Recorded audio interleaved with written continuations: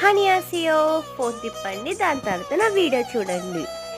So ఈరోజు మీకు video అర్థమై ఉండొచ్చు. మీకు పార్ట్ 1లో చెప్పాను కదండి, గుజరాత్కి వెళ్తున్నాను, నా అంతమైన జుట్టును ఆరేసుకోవడానికి పైకి వెళ్ళానని. ఇంకా అలా నా జుట్టును ఆరేసుకొని కిందకి వెళ్ళానండి. మా లక్కీగాడు ఏం చేస్తున్నాడా అని, ఎందుకంటే ఇందాక అలిగింది కదా, ఇప్పుడు మళ్ళీ పట్టించుకోపోతే ఎడుతుంది అని వెళ్తే కింద పాలు తాగుతుందండి. నా ముంగటేమో ఏం తెలియనట్టు అలిగేసి అక్కడేమో పాలు తాగుతుంది. ఇంకా అలా నా పూజ గదిని క్లీన్ చేసుకుందామా అనుకున్నాను, ఎందుకంటే మీకు చెప్పాను కదా శివరాత్రి రోజు అని. ఇంకా అలా క్లీన్ చేసుకోవడానికి జుట్టు పడకూడదండి దేవుడి గదిలో.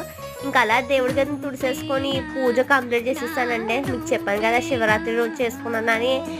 ఇంకా అలా కంప్లీట్ చేసేసి ఇంకేదో ఒక పని చేద్దాం అనుకొని అటు ఇటుగా తిరుగుతుంటే నా సూట్ కేసు గుర్తొచ్చిందండి సడన్గా. కానీ ఆ సూట్ కేసులో సర్దాలా వద్దా, తడ సర్దుకుందాంలే అనుకొని ఇంకా అలా కూర్చొని పడిపోయాను. మీకు తెలిసిందే కదా, పొద్దున్నుంచి కొద్దిగా కష్టపడుతున్నాను.